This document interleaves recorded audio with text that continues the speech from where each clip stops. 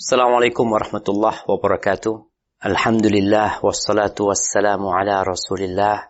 Segala puji bagi Allah Jalla Jalaluh. Salawat dan salam semoga senantiasa tercurahkan untuk baginda Nabi kita Muhammad alaihi salatu wassalam. Amma ba'd, kaum muslimin yang semoga dirahmati oleh Allah Jalla Jalaluh.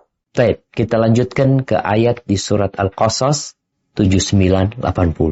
فخرج على قومه في زينته قال الذين يريدون الحياة الدنيا يا ليت لنا مثل ما أوتي قارون إنه لذو حظ عظيم وقال الذين أوتوا العلم ويلكم ثواب الله خير لمن آمن وعمل صالحا ولا يلقاها إلا الصابرون. Maka keluarlah Qarun kepada kaumnya dalam kemegahan. Berkatalah orang-orang yang menghendaki kehidupan dunia, moga-moga kiranya kita mempunyai seperti apa yang telah diberikan kepada Qarun. Sesungguhnya ia benar-benar mempunyai keberuntungan yang besar. Berkatalah orang-orang yang dianugerahi ilmu, kecelakaan yang besarlah bagimu. Pahala Allah adalah lebih baik bagi orang-orang yang beriman dan beramal soleh, dan tidak diperoleh pahala itu kecuali oleh orang-orang yang sabar. Masya Allah. Nggak dapat tuh kecuali orang-orang yang sabar, yang dapat mengontrol syahwatnya, sabar dengan keinginan-keinginannya. Karena ada orang yang nggak sabar, sampai utang ya, ingin sesuatu dia sampai berutang. Janganlah, sabar sampai datang waktunya. Baik, ini cerita Qarun. Siapa yang tidak kenal sama Qarun? Yang sampai hari ini nama Qarun sebenarnya itu diabadikan. Kalau antum baca, tunggu anak-anak belum lihat tadi ya, di KBBI. Apa artinya Qarun? Nah, nih di KBBI makna arti Qarun, satu, dikatakan orang kaya raya pada zaman Nabi Musa yang akibat kesombongannya ia dan harta bendanya tertimbun tanah. Yang kedua, Qarun adalah harta yang tidak diketahui asal-usulnya, tentang harta temuan dan sebagainya. Maka ini berkaitan dengan Qarun, jamaah. Jadi akhirnya ketika ada harta yang tersimpan, nemu, hartanya Qarun. Hartanya Qarun yang dulu itu. Jadi orang sangat kaya raya. Entah berapa jumlah harta dia. Kalau sekarang ini orang terkaya di dunia itu ya kadang-kadang kalau ditanya duit cashnya berapa, ya nggak terlalu banyak. Jadi aset ini ada di perusahaan ini. Perusahaan dia nilainya semakin tinggi. Bukan fulus akhirnya jadi. Tapi dulu fulus memang. Jadi emas jemaah yang kuncinya, kunci gudangnya itu dipikul. Kuncinya. Bukan bicara gudangnya, bukan bicara hartanya. Ini kuncinya dipikul. Dari kaya rayanya dia. Suatu hari dia keluar dengan kemewahannya. Ya namanya orang kaya, ketika keluar dia tunjukkan. Mungkin dia naik kereta kuda dengan hulu balangnya yang semua terbuat dari emas. Ya dia tunjukkan. Ketika lewat, qala alladzina yuriduna al-hayatad dunya. Di sini ada dua manusia. Yang satu, orang-orang yang berkeinginan kehidupan dunia. Ambisinya dunia. Kira-kira kalau antum melihat ada mobil mewah yang lewat, atau ada kelompok, apa istilahnya sekarang, crazy rich ya. Oh, dengan hartanya. Kira-kira perasaan antum kalau ngelihat itu apa? Ya Allah, andai kata aku punya kayak gitu ya. Aku punya seperti itu. Itu kalau orang ambisinya dunia yang akan dia katakan seperti yang dikatakan oleh kaumnya Nabi Musa atau sebagian kaumnya Nabi Musa tatkala melihat Qarun dengan hartanya. Dia akan mengatakan itu. Kepingin dia. Andai kata kita punya seperti itu ya. Ya laita lana mithla ma utiya Qarun. Innahu ladhu hadzin azim. Dalam pandangannya, oh dia benar-benar beruntung. Dengan keberuntungan yang besar sekali. Apa sih dunia ini jamaah? Karena orang ini nggak paham dengan hakikat dunia. Kalau dikatakan orang kaya raya itu orang paling beruntung, nggak juga. Bisa jadi dia orang yang tersiksa. Orang kaya bisa jadi orang yang tersiksa.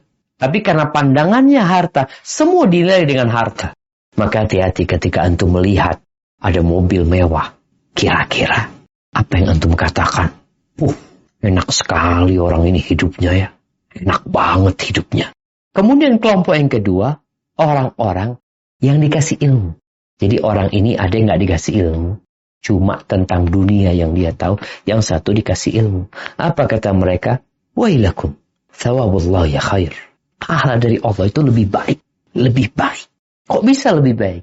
Ingat cerita ketika Nabi Sulaiman bin Daud alaihi wassalam. Ya jangan dibandingkan ya dengan Qarun ya. Nabi Sulaiman ini, beliau nabi, beliau raja. Yang kerajaannya itu tidak ada yang dapat menandingi sampai hari kiamat nanti. Bagaimana jin-jin itu tunduk. Bagaimana burung-burung itu berterbangan menaungin dia. Ketika Nabi Sulaiman lagi lewat rumahnya orang ahli ibadah. Lalu dia mengatakan kepada Nabi Sulaiman, ya benar Daud, wahai putranya Daud, engkau benar-benar dikasih kerajaan yang begitu besar. Ini ahli ibadah, bukan ahli ilmu. Apa kata Nabi Sulaiman? Mengingatkan dia, la tasbihatun wahidatun fi sahifatil mu'min khairun min mulki Sulaiman. Satu tasbih. Ucapan subhanallah wa bihamdihi dalam lembaran seorang yang beriman itu lebih baik daripada kerajaannya Sulaiman. Kenapa? Tasbih itu akan tetap dan kekal. Tertulis sampai hari kiamat nanti. Kerajaannya Sulaiman akan hilang dan pergi. Dan hilang, benar hilang. Nabi Sulaimannya meninggal dunia, kerajaannya habis, Qarun habis, harta benda dia. Arti intinya, thawabullah khair. Tapi buat yang beriman dan beramal saleh. Wala yulaqaha illa sabirun. Tapi nggak bisa dapat kayak gini, nggak bisa ngomong kayak gini kecuali orang-orang yang sabar, menahan diri. Bukan mereka nggak suka sama dunia, jemaah. Jangan dipikir orang-orang yang mengatakan ini dia nggak cinta sama dunia. Allah tuh sudah mencintakan kepada kita dunia.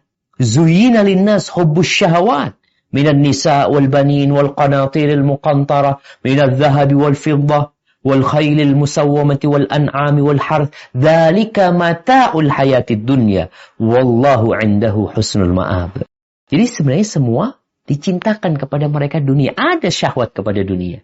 Makanya Allah katakan, nggak bisa seperti ini kecuali orang-orang yang sabar. Menahan diri dari nafsunya. Mengingatkan kembali, dunia ini nggak lama, dunia ini fana. Jadi dia nggak ngikutin syahwatnya akhirnya. Dan kemudian Allah buktikan. Bagaimana akhirnya Qarun bersama rumahnya itu Allah tenggelamkan. Ditelan oleh bumi. Apa kata orang-orang yang kemarin menginginkan seperti Qarun? Nggak jadi dia. Aduh, kalau Allah nggak ngasihin kita udah habis kayak Qarun. Tapi ini perlu kesabaran. Apakah antum berpikir orang-orang yang suka bersedekah itu karena dia nggak cinta sama harta? Kok orang ini kayak nggak seneng sama fulus ya? Nggak ada. Semua orang cinta sama harta. Apa kata Talha bin Ubaidillah? Dia mengatakan, dia ketika ditanya, kenapa engkau kok rajin sedekah gitu loh? Apa nggak suka sama fulus?